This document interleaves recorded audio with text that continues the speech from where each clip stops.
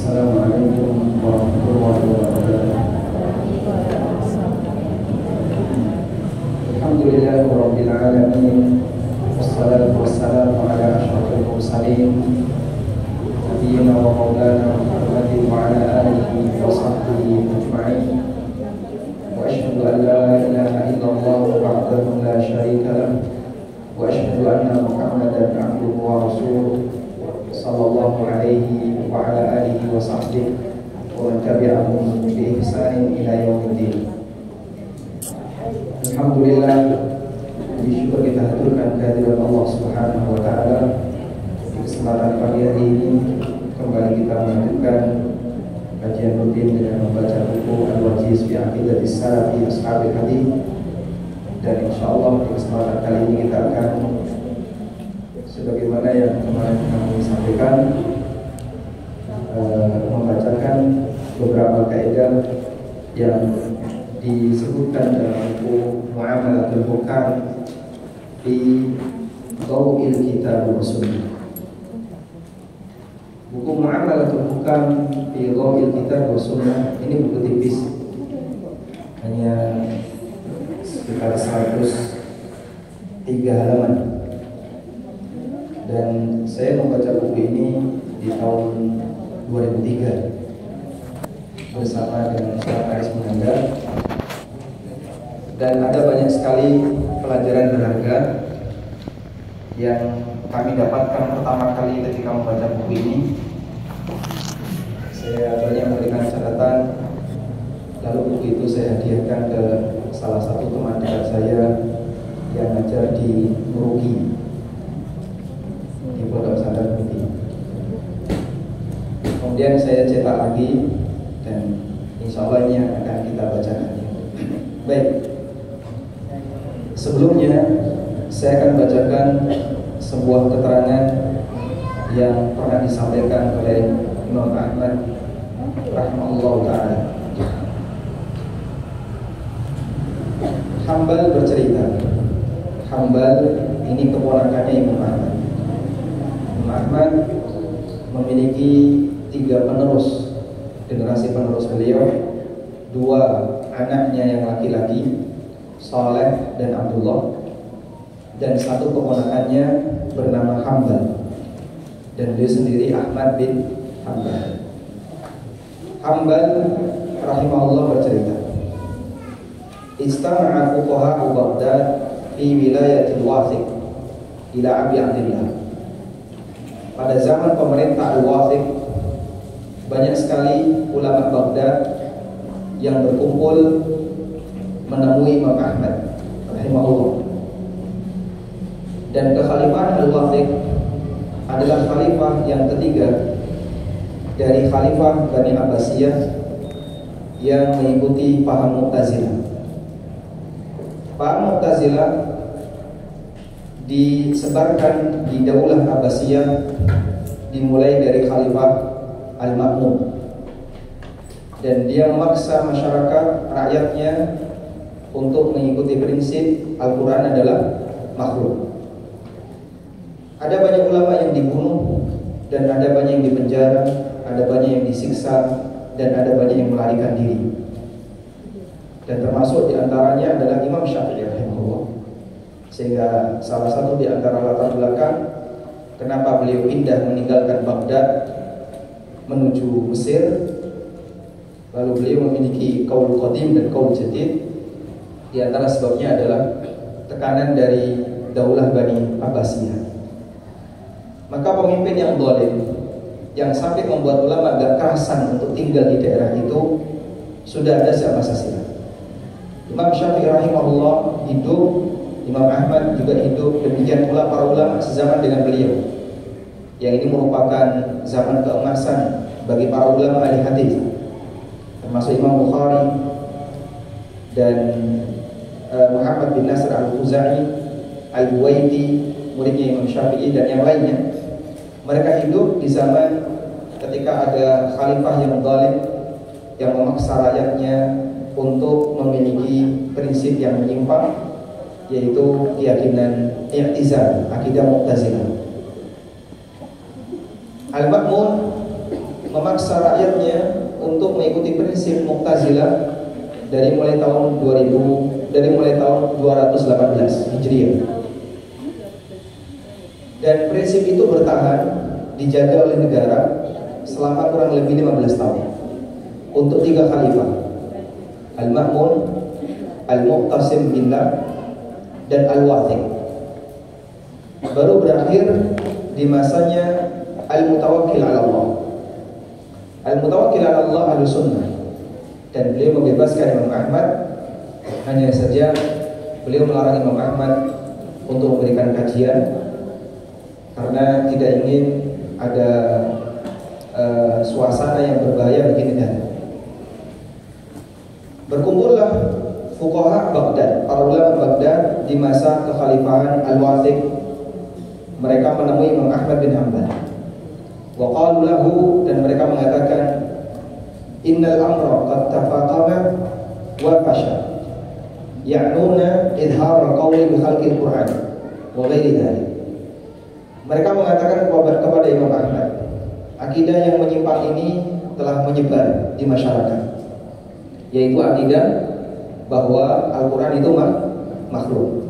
Dan ini akidah kekufuran. Menyebut Al-Quran itu makhluk adalah akidah kekufuran, karena sama dengan mengatakan ada sifat Allah yang merupakan makhluk Allah.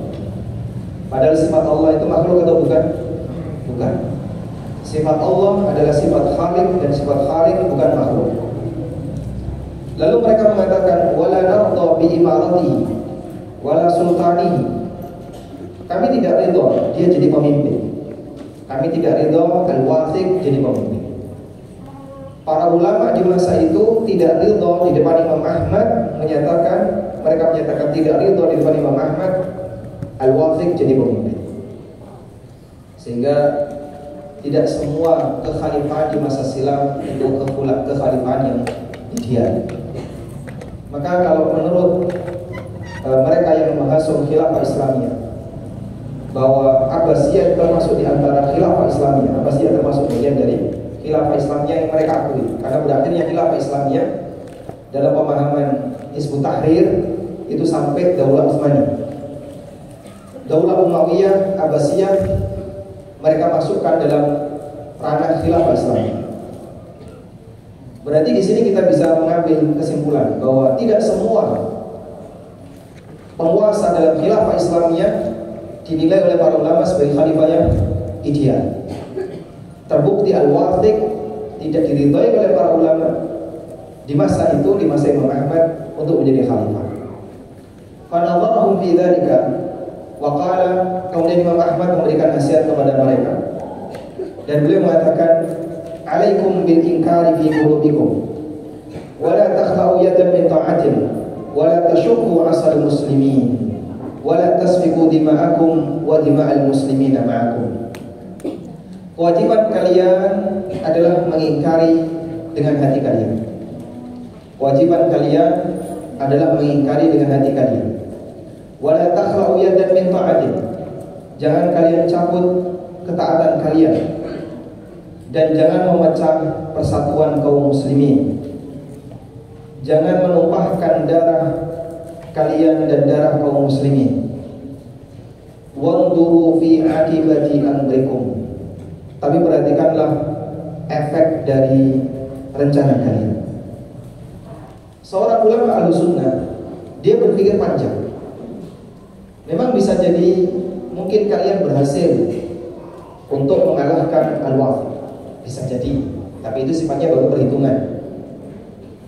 Sehingga mau melawan negara, dan itu sepakat ulama dari Baghdad, sepakat ulama atau banyak ulama di Baghdad. Namun semua pasti akan ditempuh melalui pertumpahan darah. Siapapun yang menang maupun yang kalah, dua-duanya adalah umat Muhammad SAW. Sehingga tidak ada untungnya bagi umat Muhammad SAW ketika mereka berperang hanya untuk rebutan kekuasaan.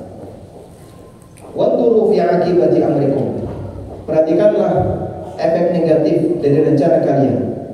Wasbiru hatta yastariha barrun aw yustaraha min fajir, bersabarlah kalian sampai orang baik beristirahat atau orang jahat diistirahatkan. Dan yang dimaksud di sini bersabarlah karena hidup ini hanya ada dua pilihan. Kalau enggak kita yang mati duluan, mereka yang mati duluan. Dan kalau orang baik mati, berarti orang baik beristirahat dari jahatnya dunia. Dan kalau penjahat mati, dia diistirahatkan untuk bertindak jahat di muka bumi. Dan itulah kehidupan. Yang namanya ahlul haq wal ahlul batil akan selalu mengalami pertempuran, dan hasil akhirnya hanya ada dua. Kalau enggak yang baik mati duluan, orang jahat mati duluan. Karena itu Allah Subhanahu wa taala memberikan motivasi kepada Nabi-Nya sallallahu alaihi wasallam dalam berdakwah. Kalaupun ada banyak sekali orang yang menentang, yang melawan beliau, memberikan tekanan beliau, Allah Subhanahu wa taala katakan kepada beliau, innaka mayyitun wa innahum mayyitun. Kamu bakal mati dan mereka juga bakal mati. Sehingga ngapain kamu takut dalam masalah ini? Karena semuanya bakal mati. Apakah ketika seorang nabi itu mati lalu musuh-musuhnya kekal abadi? Jawabannya tidak. Sebagaimana ketika orang jahat itu mati, apakah orang baik kekal abadi? Jawabannya tidak. Yang dinilai oleh Allah bukan hasil, tapi proses. Di antara yang dinilai oleh Allah tidak hanya hasil, tapi proses. Sehingga kita berproses untuk memperbaiki masyarakat, meskipun ada banyak tantangan yang akan dihadapi. Baik. Di sini kita bisa memahami bahwa Imam Ahmad dalam posisi ketika beliau ditawarkan untuk memberontak, tapi beliau pilih apa? Lebih baik bersabar. Dengan pertimbangan apa? Apa pertimbangannya? Karena ini akan menumpahkan darah kaum muslimin. Baik. Sekarang saya akan bacakan beberapa kaidah yang disebutkan dalam buku ini. Dan di buku ini penulis menyebutkan ada 5 kaidah atau 6 kaidah berkaitan dengan masalah interaksi antara rakyat dengan pemerintah. Kaidah yang pertama, wajib membaiat pemimpin yang sah. Wajib membaiat pemimpin yang sah, yang legal, dan mengingkari orang yang tidak mau berbaiat. Siapa pemimpin yang sah, yang diakui oleh undang-undang di masing-masing wilayah. Tapi kalau dia tidak diakui, maka kita tidak wajib bayar. Misalnya pemimpin jamaah Islam,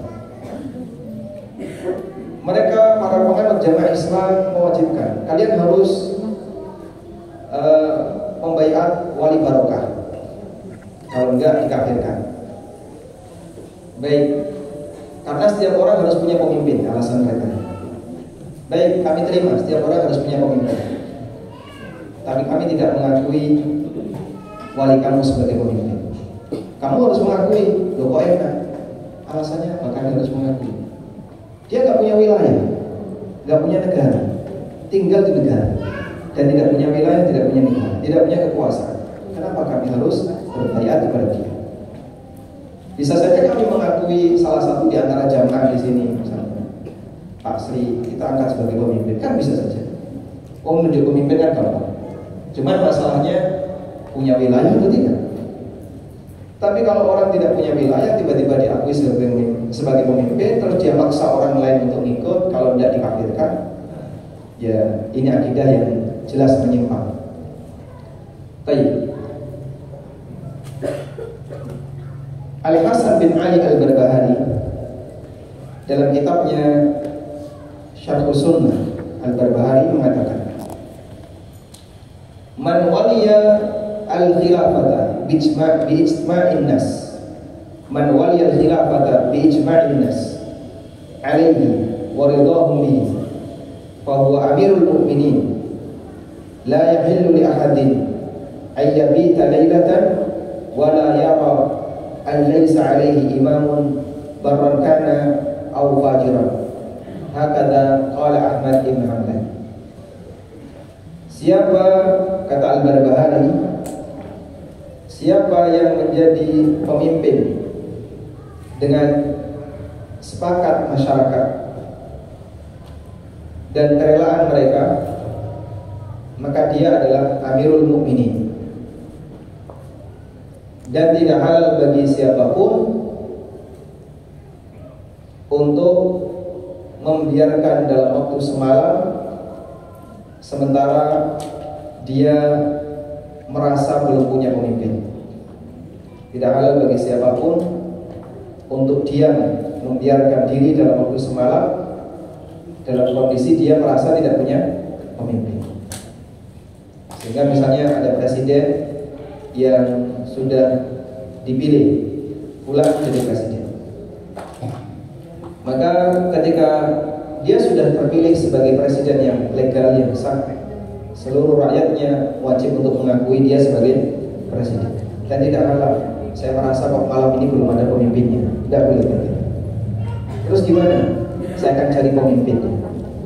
Ini tidak diperbolehkan. Barran kana au fajiran, baik pemimpin itu orang baik atau orang jahat, baik dia pemimpin itu orang baik atau orang jahat. Ini kaidah yang pertama.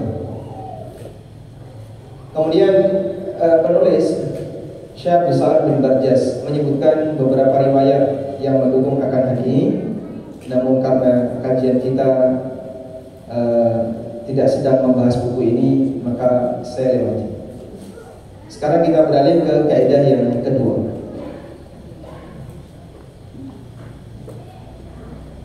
Kaidah yang kedua, apabila ada orang yang merebut kepemimpinan orang lain dan dia menang, apabila ada orang yang merebut kepemimpinan orang lain dan dia menang, sehingga dia menjadi pemimpin berikutnya, seperti proses kudeta. Dan dalam beberapa sejarah terjadi beberapa kudeta yang berhasil. Contohnya siapa? Kudeta yang berhasil, ya? Siapa? Muhammad Khadafi. Contohnya di masa silam, kudeta yang berhasil itu Daulah Bani Abbasiyah, berhasil mengalahkan Daulah Bani Umayyah. Abu Abbas As-Saffah dan Abu Ja'far Al-Mansur itu adalah dua pemimpin pertama Daulah Bani Abbasiyah. Pertama Abu Abbas As-Saffah, sampai digelari As-Saffah yang artinya sang penumpah darah, karena pada waktu dia menaklukkan Daulah Umayyah, Bani Umayyah, itu dia menumpahkan banyak sekali darah kerajaan para anggota kerajaan Daulah Bani Umayyah. Kemudian dia jadi penguasa.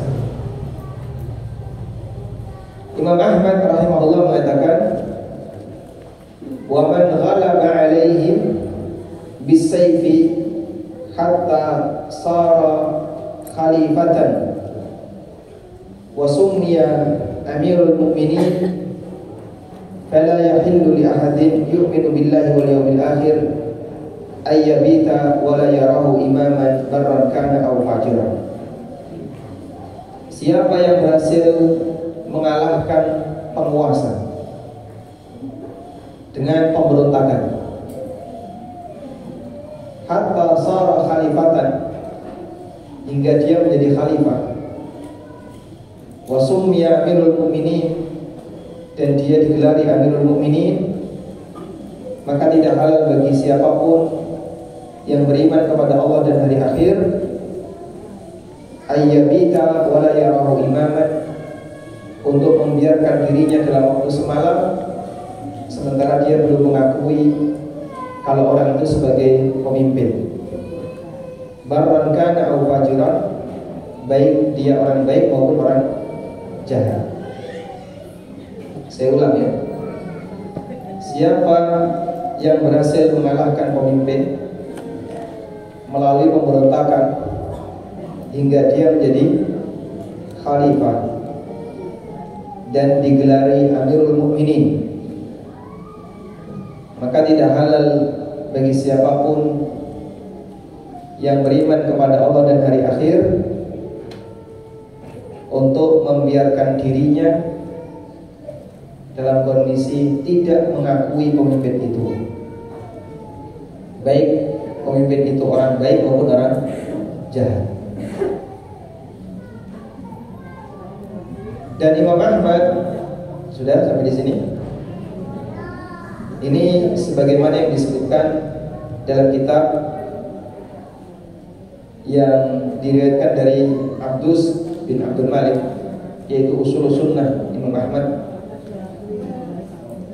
Imam Ahmad berdalil dengan keterangan Ibnu Umar radhiyallahu anhu, wa usalli wara'a man ghalaba, dan aku salat di belakang imam atau pemimpin yang menang. Aku salat di belakang pemimpin yang menang. Di antara kudeta yang juga berhasil adalah kudeta yang dilakukan oleh Al-Ma'mun terhadap saudaranya Al-Amin.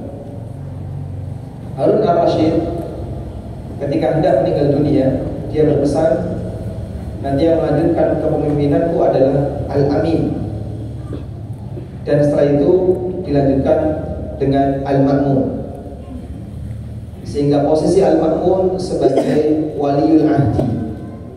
Waliul ahdi itu putra mahkota. Kalau nanti rajanya mati, maka penggantinya adalah waliul ahdi. Sekarang Raja Saudi siapa? Salman. Siapa waliul ahdi? Raja Salman. Siapa waliul ahdinya? Muhammad bin Salman. Maka waliul ahdi dalam negara kerajaan itu dipampang seperti layaknya wakil presiden. Ada Al-Malik dan ada waliul ahdi. Dan rata-rata kerajaan seperti itu. Di Yordan rajanya Husain, Abdullah bin Husain, dan waliul ahdinya Husain bin Abdullah, anaknya, dan itu dipampang. Nah, Al-Ma'mun menggulingkan Al-Amin. Dia ingin cepat jadi raja, akhirnya kakaknya dibunuh. Dia memberontak kakaknya Al-Amin. Maka saudara bisa berantem gara-gara rebutan kekuasaan, sebagaimana bisa berantem gara-gara rebutan warisan. Baik, kita lanjutkan. Ada perkataan Imam Syafi'i yang mendukung akalan ini. Kata Harmalah, sami'tu Syafi'iyya yaqul, aku pernah mendengar Imam Syafi'i mengatakan, kullu man ghalaba 'ala al-khilafati bis-sayf hatta yusamma khalifatan wa yujma'u an-nasu 'alaihi fa huwa khalifatun. Semua pemimpin yang berhasil mengalahkan pemimpin sebelumnya dengan pemberontakan sampai dia legal menjadi khalifah, maka dia khalifah selanjutnya. Dan para ulama mengakui kekhalifahan Abu Abbas As-Saffar. Mereka juga mengakui kekhalifahan Al-Ma'mun dan khalifah yang lainnya yang dulu pernah melakukan pemberontakan. Selanjutnya, kaidah yang ketiga.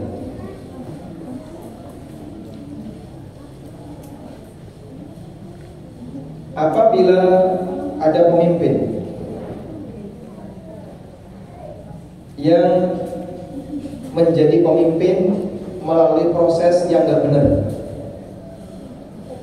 apabila ada pemimpin yang menjadi pemimpin melalui proses yang tidak benar,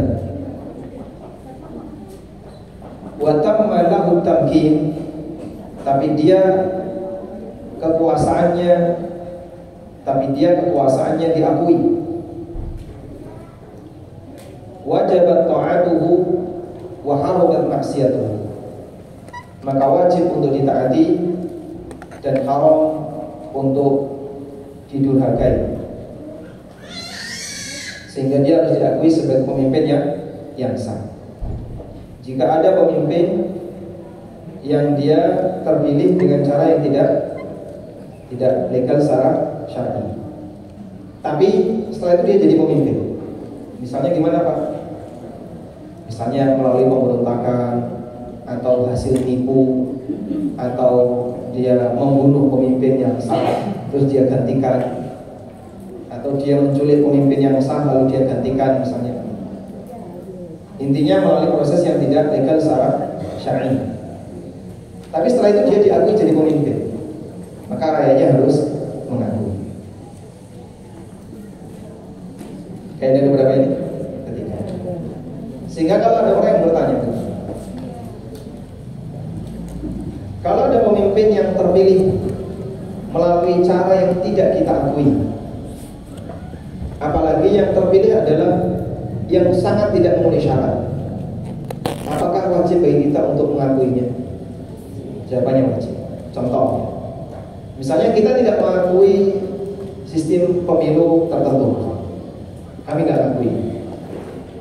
Ini di samping tidak syar'i, banyak penipuannya dan seterusnya. Yang menang pemimpin perempuan, yang menang perempuan, sehingga tidak memenuhi syarat sebagai pemimpin, karena wanita secara syar'i tidak bisa jadi pemimpin. Kita bicara dengan kacamata syariat, meskipun pembahasannya agak sensitif, maka saya kasih disclaimer, kita bicara dengan kacamata syariat.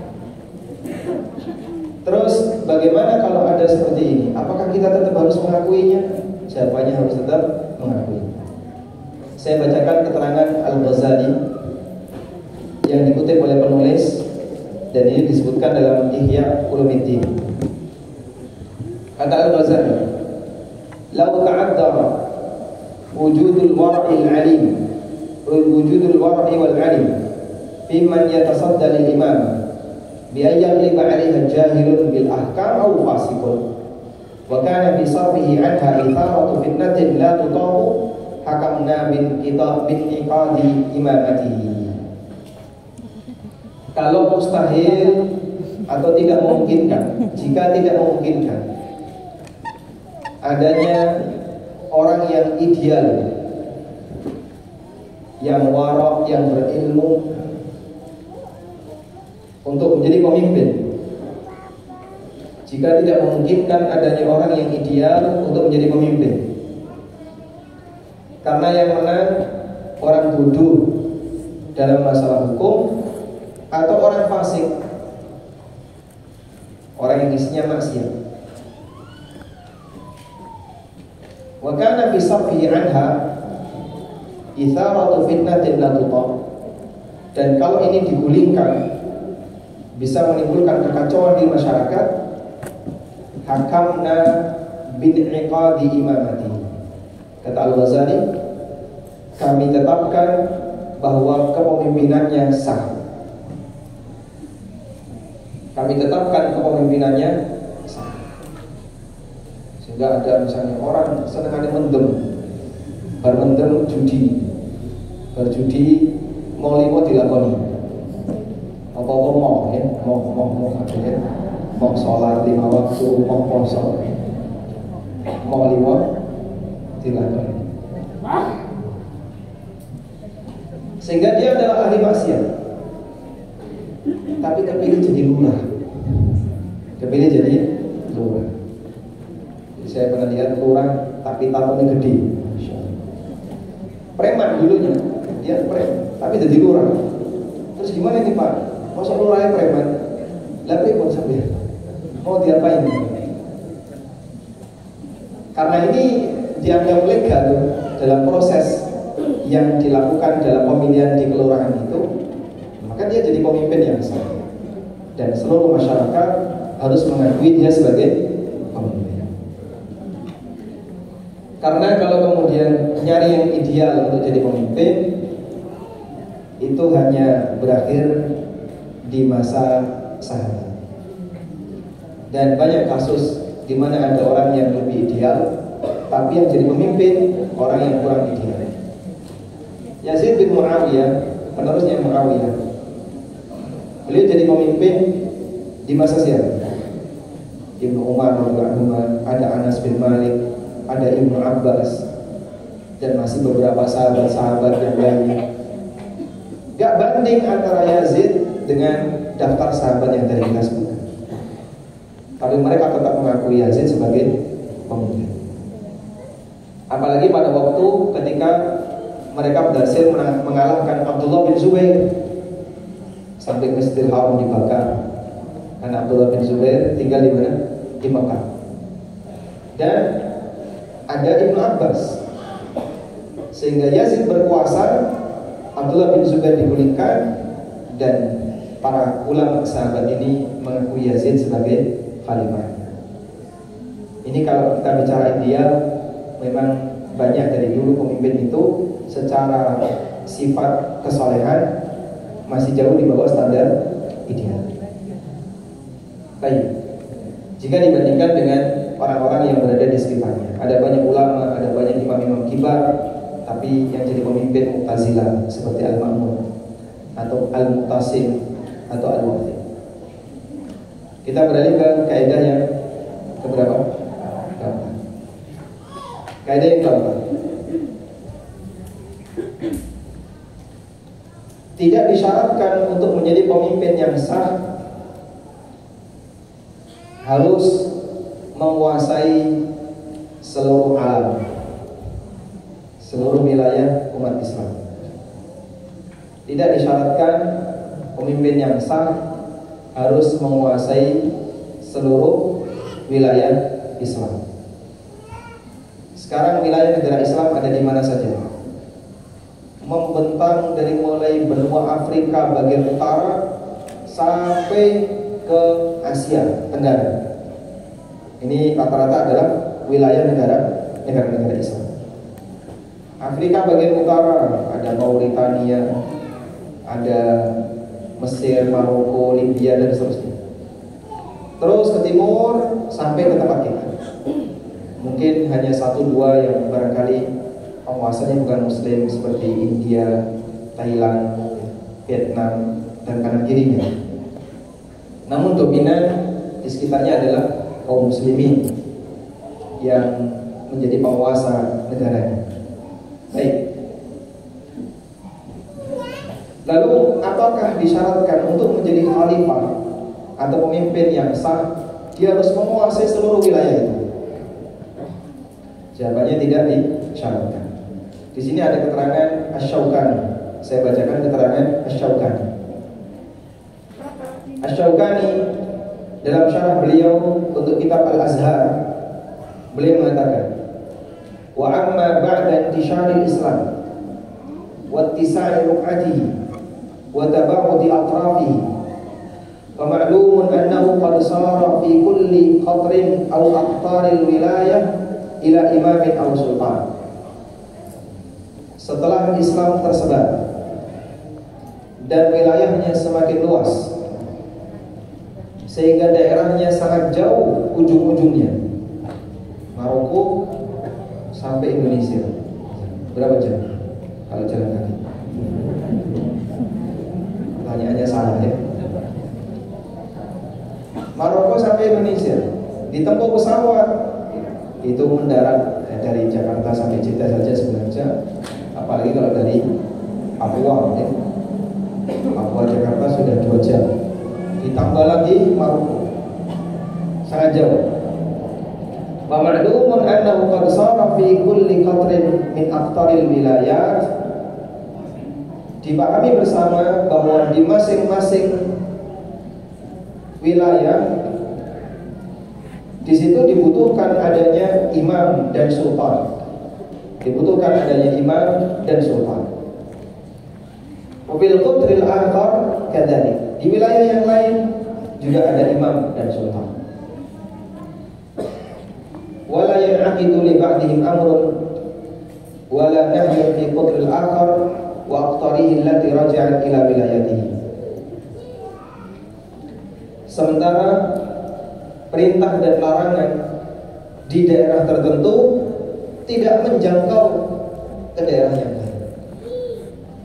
Ibarat sebuah arus, arus listrik ya, atau arus air. Kalau dari titik pusatnya arus itu kuat, begitu sampai di ujung semakin melemah, begitu Pak. Hal yang sama juga terjadi pada kepemimpinan kaum muslimin.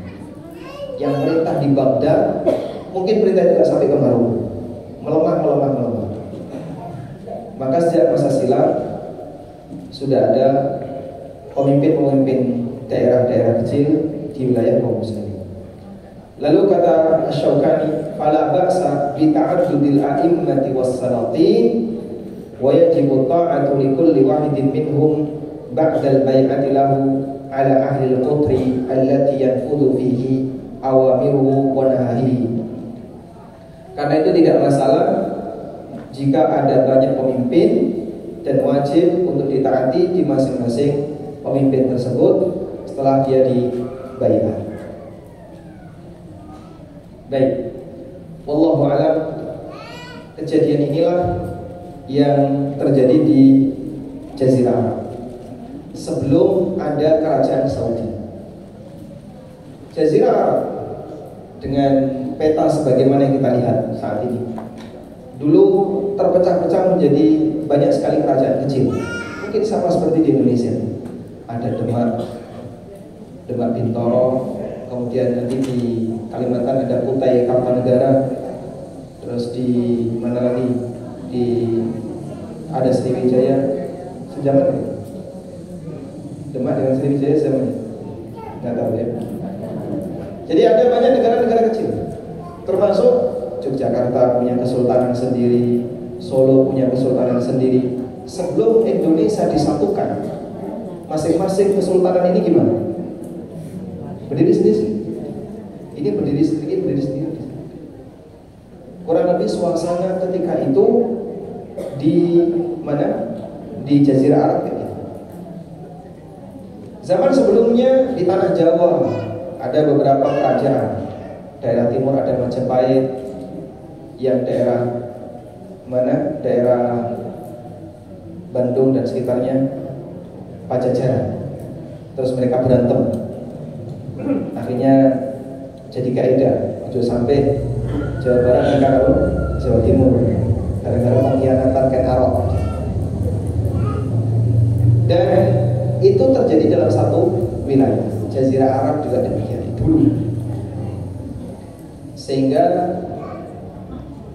kekuasaan di daerah Dar'iyah beda dengan kekuasaan di daerah Ahsa, beda dengan kekuasaan di daerah Uyainah, beda dengan kekuasaan di daerahnya Najd. Ada banyak raja-raja kecil di Jazirah, belum disatukan.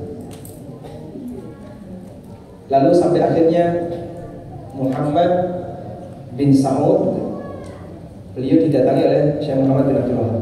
Yang sebenarnya Syekh Muhammad bin Abdul Wahab itu diusir dari Ahsa, lalu datang ke daerah Dar'iyah dan dilindungi oleh Muhammad bin Saud. Dari situ beliau berdakwah, muridnya semakin banyak, didukung oleh Muhammad bin Saud. Akhirnya satu wilayah itu mereka mendukung dakwahnya Syekh Muhammad bin Abdul Wahab. Terus dilakukan penaklukan tahap demi tahap.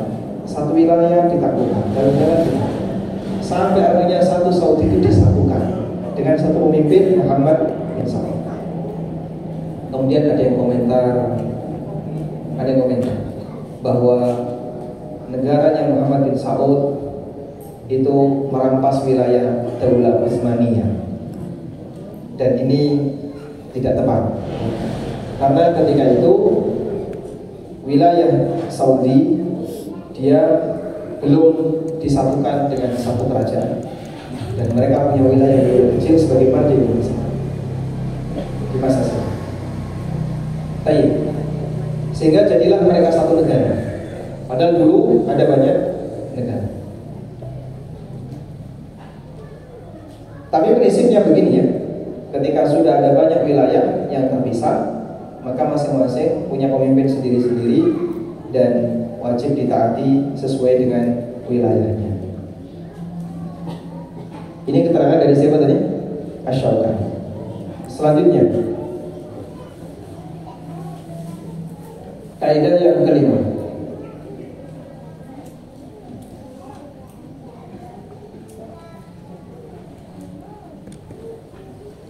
Kaidah yang kelima. Orang yang wajib ditaati,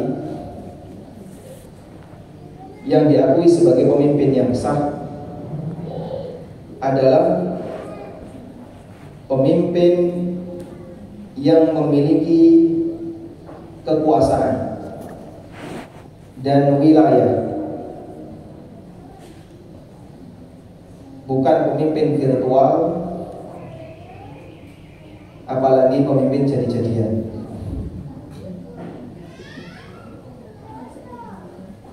Contoh pemimpin virtual itu siapa sih Pak? Pemimpinnya Syiah. Ada imam. Di mana imam itu? Jadi kan mereka itu imamnya sudah ke-11 ya. Karena Syiah mengakui ada berapa imam? 12. Ada 12 imam. Sudah yang ke-11. Nah, yang ke-11 itu berakhir sudah lama sekali. Mereka nunggu yang ke-12 yang terakhir. Kata mereka yang ke-12 ini ada. Di mana? Masuk ke dalam gua. Namanya gua Sirta yang ada di Irak.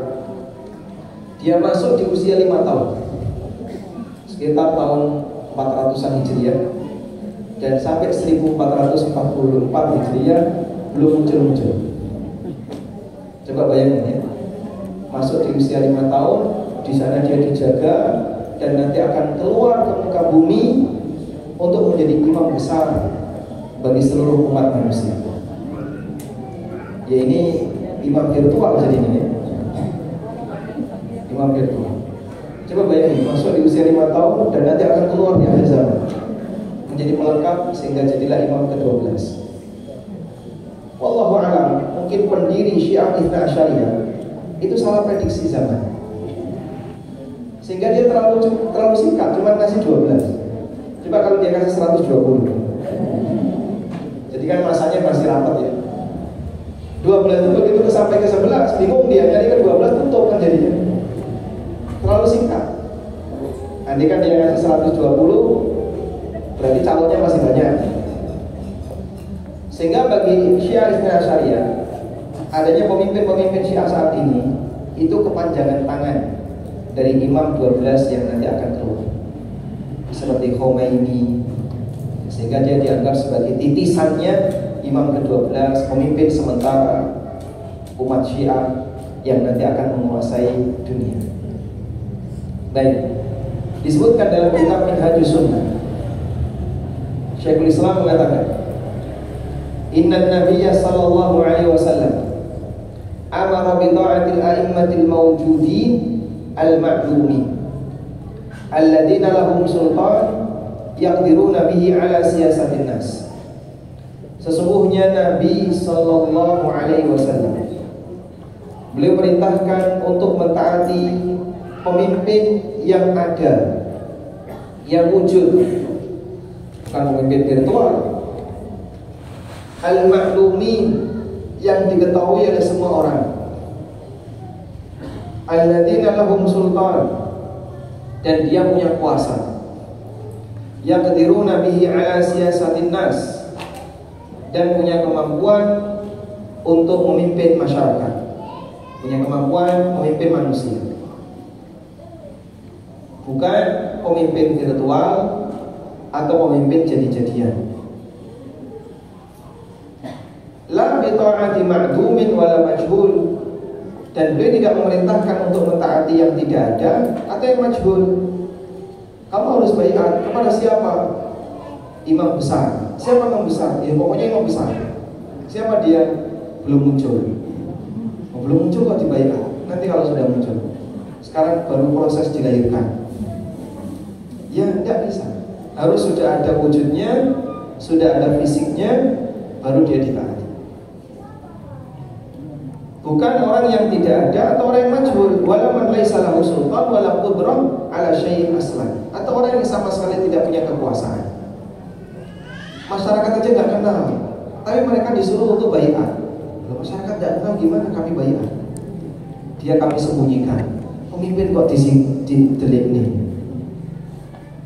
Seharusnya pemimpin itu di mana? Imam itu di mana? Fil aman. Al imamu fil aman. Namanya imam itu di depan, bukan disembunyikan. Kenapa kalau disembunyikan? Berbahaya. Nanti tidak dibunuh sama orang. La haula wala quwwata illa billah. Dan banyolan seperti ini cukup banyak di masyarakat. Ada orang yang punya dagelan kayak gitu di Islam Jamaah, termasuk juga ya dai yang sering bicara tentang masalah hari kiamat ya. Imam Mahdi sudah muncul. Beliau diamankan oleh para masyayikh, oleh para syekh, dan saya pernah ketemu dengan dia di Madinah. Padahal Imam Mahdi dibayar di mana? Di mana? Baitul Maqdis, bukan di Madinah. Imam Mahdi sholat subuh dan didatangi oleh Nabi Isa alaihissalam itu di Baitul Maqdis. Sholatnya di Baitul Maqdis, bukan di Mekah atau di Madinah. Orang ini masya Allah ya, karena dia terlalu sering bicara tentang hari kiamat, tanda-tanda hari kiamat. Kalau tidak menyampaikan sesuatu yang kira-kira menarik, ditinggal sama jamaah. Maka berani bohong dan dusta, yang penting menarik. Ngapa jadinya? Imam Mahdi sudah ada, dia di Madinah lagi kuliah S3. Jurusan apa? Coba tanyakan sama mereka yang sedang kuliah S3, kenal gak yang orang itu? Subhanallah. Dan nanti Imam Mahdi ketika keluar di akhir zaman, semua kaum muslimin mengakuinya, dan itu tidak perlu pengumuman karena Allah memberikan taufik bagi mereka. Selanjutnya, kaidah yang ke-6. Umat akan senantiasa dalam kebaikan selama mereka menghargai pemimpinnya. Umat akan senantiasa dalam kebaikan selama mereka menghargai pemimpinnya.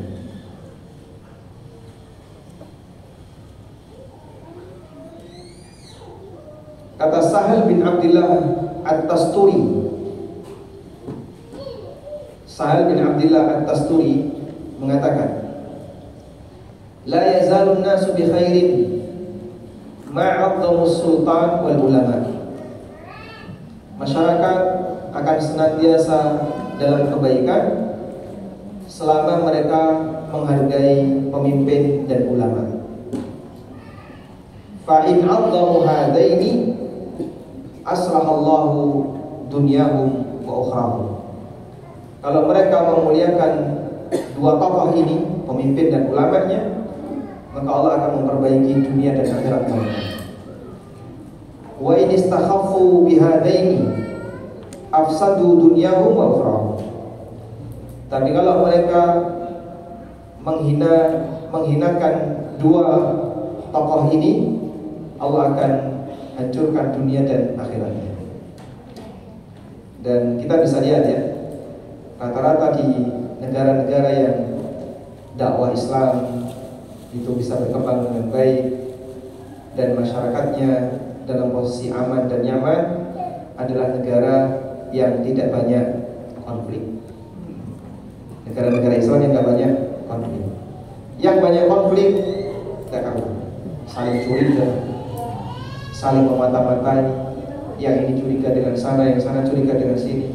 Apa yang nyaman kalau kemudian kita hidup dalam suasana saling curiga. Tapi ketika semuanya disampaikan secara terbuka, apa adanya, inilah Islam yang kami punya, ini ajaran yang kami miliki. Kamu kalau mau pelajari silahkan. Dan kalau kamu merasa nggak cocok, nggak setuju, sampaikan bagian mana nggak setuju. Disampaikan dengan terbuka. Insya Allah semuanya akan berjalan dengan baik. Karena itu Al-Barbahari mengatakan, beliau menyebutkan di antara ciri Ahlus Sunnah. Kata Al-Barbahari, idza ra'aita rajulan yad'u 'ala sultan fa'lam annahu sahibu hawa. Kalau kamu melihat ada orang yang mendoakan keburukan, kalau kamu melihat ada orang yang mendoakan keburukan bagi pemimpin, fa'lam annahu sahibu hawa, ketahuilah bahwasanya dia adalah pengekor hawa nafsu, artinya penganut aliran menyimpang. Kalau kamu melihat ada orang yang mendoakan keburukan bagi pemimpin, maka dia adalah penganut aliran yang menyimpang.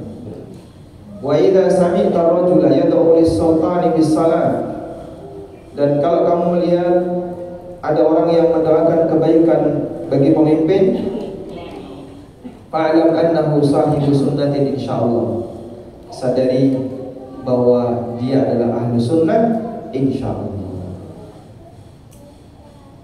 Sehingga para ulama di masa silam, andai punya doa yang pasti mustajab, maka doa itu digunakan untuk apa? Untuk mendoakan kebaikan bagi pemimpinnya. Fudail bin Iyad rahimahullah mengatakan, "Lau kana li da'watun ma ja'altuha illa fi sultan." Kalau saya punya doa yang pasti mustajab, cuma ada satu doa. Sekarang kamu punya satu kesempatan, doamu pasti mustajab. Cuma satu kalimat saja, tidak boleh lebih. Berapa karakter? Cuma satu kalimat. Pokoknya tidak boleh lebih. Punya satu kesempatan itu. Kata Fudail bin Iyad, "Ma ja'altuha illa fi sultan." Aku tidak akan menggunakan doa itu kecuali untuk kebaikan pemimpin. Gak semua orang bisa kayak gini, Pak. Karena rata-rata manusia itu terbawa emosi ketika sudah berinteraksi dengan pemimpin. Apalagi kalau melihat pemimpinnya tidak dia sukai. Tidak disukai itu kan ada dua pertimbangan ya.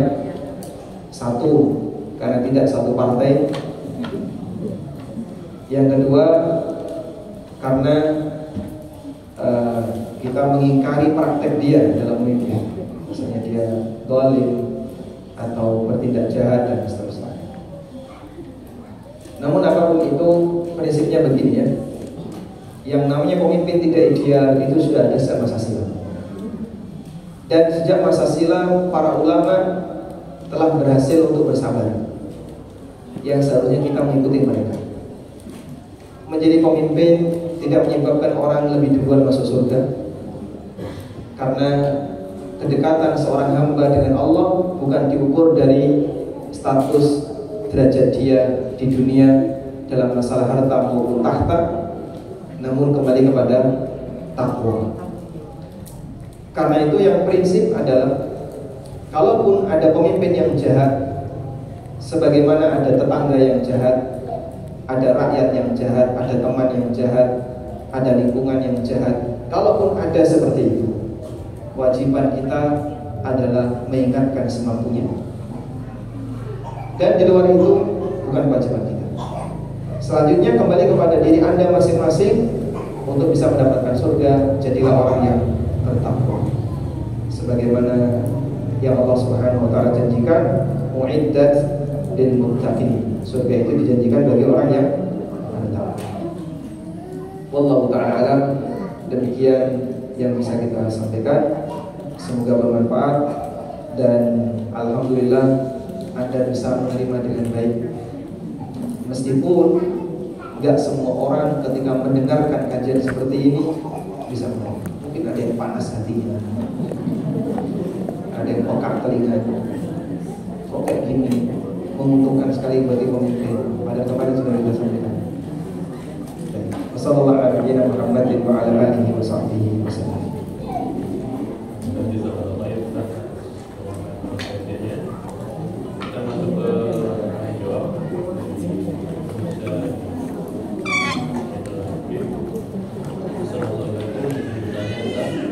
Ada sebuah hadis yang mengatakan bahwa pemimpinan itu ada di struktur itu selama manusia masih di muka bumi walau hanya 2 Pertanyaannya, satu, bisakah pemimpin di luar struktur itu diakui?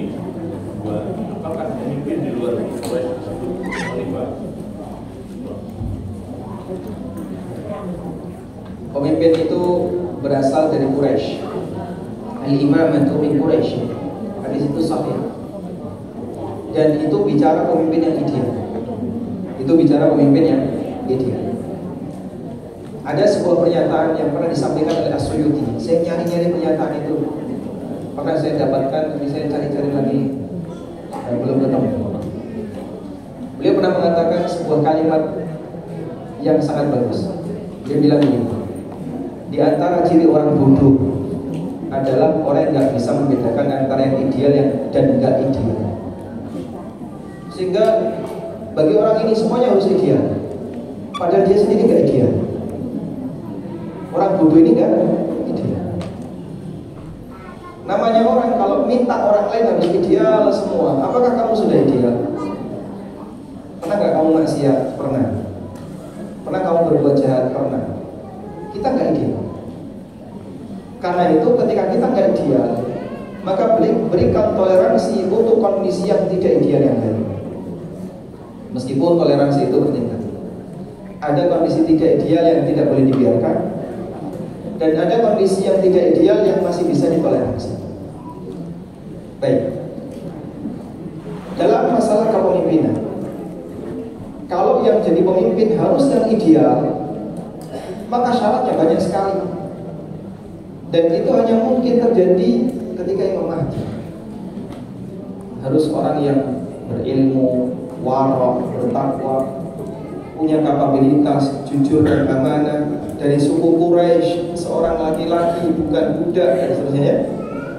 Itu kan yang ideal. Pak, untuk mewujudkan kayak gini sampai kapan? Mungkin jenengan setelah mati belum tentu ada. Mungkin setelah jenengan mati belum tentu ada pemimpin seperti itu. Karena yang namanya pemimpin untuk nyari yang ideal kayak gini tidak semua orang bisa mendapatkan. Tidak, apalagi kalau disyaratkan kekuasaannya harus meliputi seluruh wilayah Islam. Sehingga dari mulai ujung Afrika bagian barat sampai ujung Asia bagian timur dia kuasai semuanya. Ya mustahil. Sampai nunggu apa? Terus gimana? Pemimpin kamu sampai sekarang belum kita akui. Berarti Anda tidak punya pemimpin selamanya. Jadinya kan gitu. Karena itulah Nabi SAW mengatakan, Isma'u wa ati'u wa in ammar 'alaikum 'abdun habasyi. Dengerin dan taati, meskipun yang menjadi pemimpin kalian adalah seorang budak dari Habsyi. Meskipun yang menjadi pemimpin kalian adalah seorang budak. Pemimpin seorang budak itu mungkin atau tidak? Kenapa nggak mungkin? Nah, dia punya tuan. Mana mungkin ada pemimpin budak? Terus tuannya apa itu? Ini hanya boneka Pak Ustaz, dikendalikan oleh tuannya. Tidak mungkin. Pemimpin tidak akan bisa ketika dia berstatus sebagai budak. Tapi Nabi SAW memberikan perumpamaan, meskipun andaikan yang menjadi pemimpin kamu adalah budak Habsyi, artinya budak yang berwarna hitam, mungkin dari sisi harga tidak semahal budak yang berwarna putih, misalnya. Tapi andaikan dia jadi pemimpin, wajib untuk ditaati. Sehingga Nabi SAW bicara dia pemimpin Quraisy. Bukan berarti ketika tidak berasal dari Quraisy tidak diakui. Allah. Selanjutnya, dengan sampaikan tersebut tadi, apakah kita berarti perlu ikut serta menjaga kepemimpinan yang sedang berkuasa dari gangguan atau tindakan bulikan secara tidak sah, meski pemimpin tidak meminta keputusan? Apakah kita juga diminta untuk turut menjaga kepemimpinan yang sah? Jawabannya betul, dan tadi disampaikan dalam kaidah yang disampaikan oleh Imam Ahmad, kalau nggak salah yang ketiga tadi. Jadi kita harus membaiatnya dan memberikan sikap keras kepada yang tidak mau mengakui. Kaidah yang pertama ya, kalau ada pemimpin yang sah, maka kita harus membaiatnya dan kita harus memberikan sikap keras kepada yang tidak mau mengakui. Karena ini salah satu di antara cara untuk menjaga persatuan. Prinsipnya kan kayak gini, wes ora usah rame. Tapi saya nggak setuju. Meskipun kamu nggak setuju, nggak usah rame. Kita ikuti saja, kita akui saja, sebab dia legal. Karena kalau ini rame, ini nggak terima rame terus, sampai kapan kita bisa bergerak dengan aman? Akhirnya semuanya jadi saling curiga, saling mengancam, dan seterusnya. Bapak Ibu bisa lihat ya, suasana pemilu yang menegangkan. Setiap suasana pemilu yang menegangkan, rasanya apa Pak? Loro ati medino. Jangan merasakan itu ya? Nah, ada yang tidak, ada yang mungkin merasakan. Saya nonton berita pasti loro hati. Tiap hari, karena saling menyerang. Ini menyerang sana, ini menyerang. Mungkin sebagian menikmati, ya. Tapi asli loro hati. Ada salah satu teman saya yang beliau ya termasuk aparat. Ya. Beliau saya bilang, ini sampai kapan kampungnya? Karena iris-iris hati tiap hari kayak baik di kantor, di lingkungan kerjanya, di lingkungan keluarganya, di masyarakatnya, seperti itu. Karena masalah ketegangan. Begitu sudah terpilih salah satu, lambat laun kan beledet ya. Yang tadi sakit hati sudah mulai hilang, akhirnya sudah jadi. Itulah suasana ketika ada ketegangan di tengah masyarakat. Alhamdulillahirabbil alamin. Demikian kajian yang bisa kami sampaikan. Saya tidak mengatakan ini khusus untuk Anda. Jangan disampaikan ke yang lain karena sudah online ya. Dan inilah yang kami pahami berkaitan dalam masalah kepemimpinan.